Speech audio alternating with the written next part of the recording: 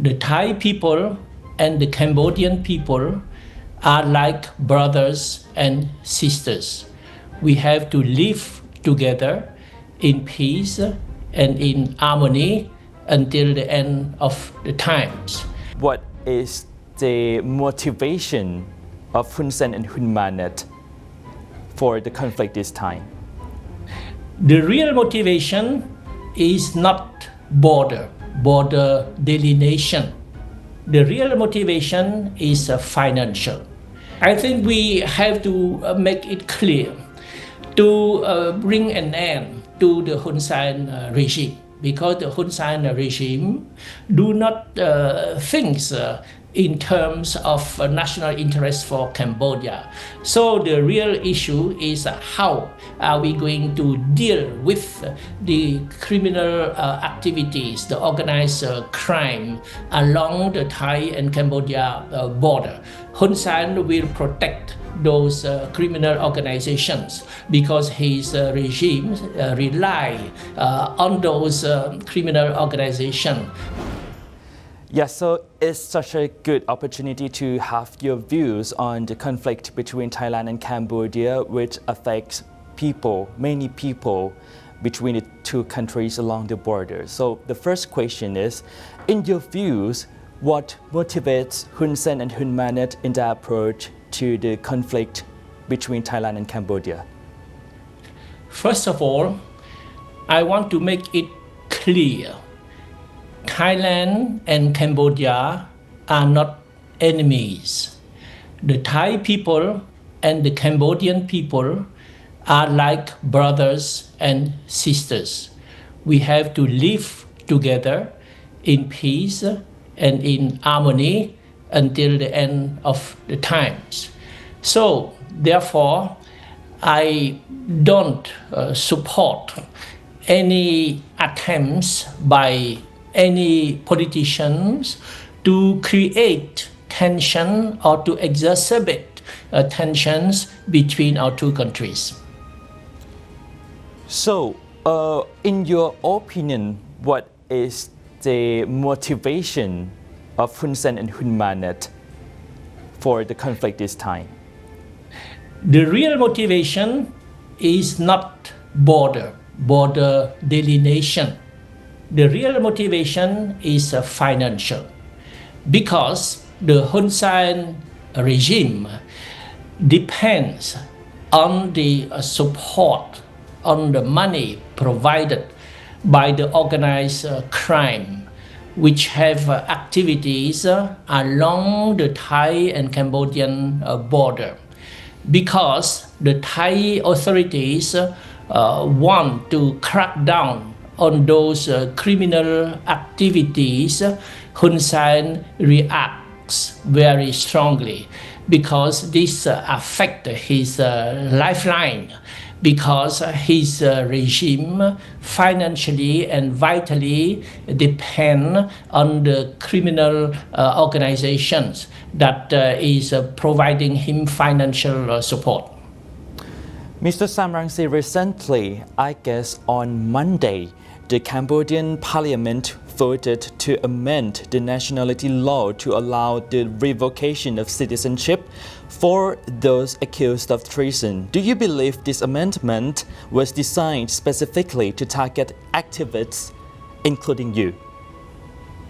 Of course, this is another evidence of the crackdown by the Hun Sen regime on any opponent, on any dissent voice. Actually, Hun Sen is tightening his grip on power in order to cling on to power and to pass on power from one generation to next generation. It is a political dynasty that the Cambodian people do not support at all. So, looking ahead, what do you see as the future of the Cambodian opposition movement? I think the Cambodian people will rise up against the dictatorship because Hun Sen has violated the will of the Cambodian people. He has not won any election all the recent elections in Cambodia have been manipulated so that Hun Sen and his clan and his family could cling on to power. But this is not the will of the Cambodian people.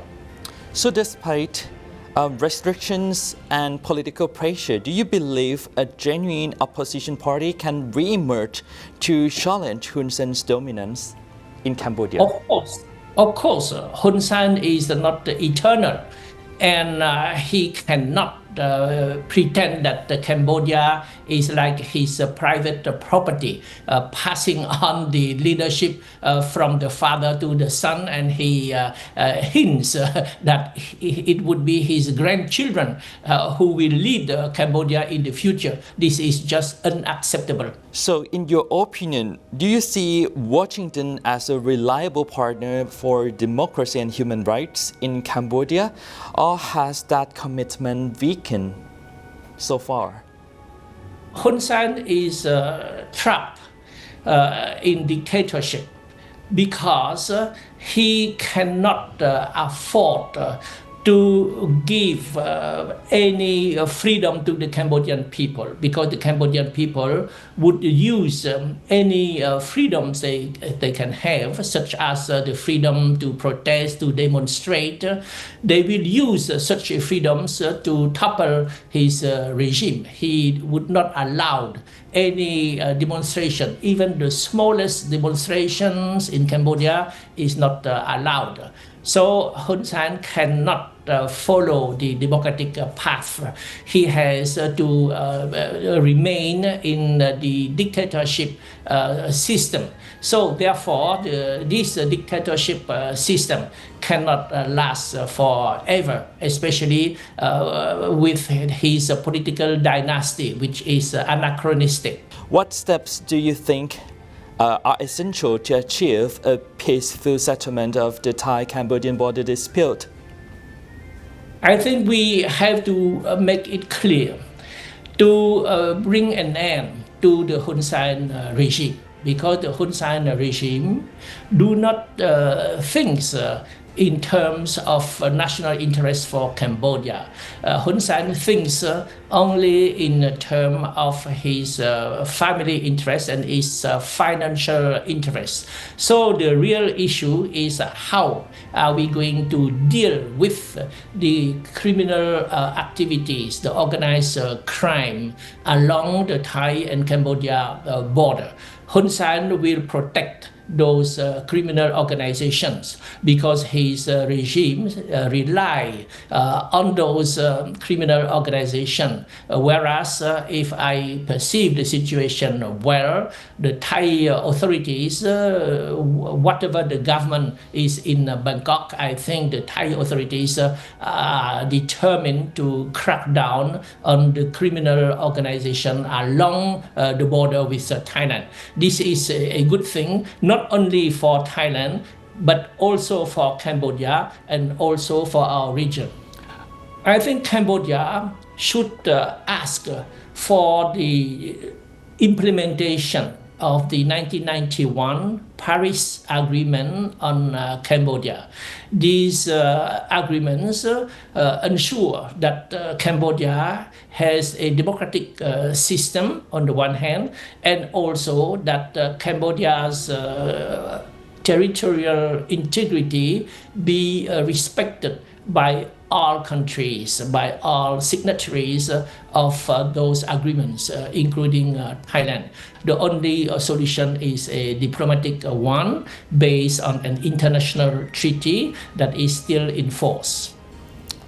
Do you still believe in a bilateral mechanism like JBC, GBC, and RBC, or do you think that ASEAN should engage in this conflict? I think the involvement should be broader. The involvement should cover the international community as a whole. I mean the signatories of the Paris Peace Agreement, The signatories include all Cambodia's neighboring countries, but also the 5 permanent members of the UN Security Council. So this would give a very strong guarantee to any diplomatic settlement between our two countries.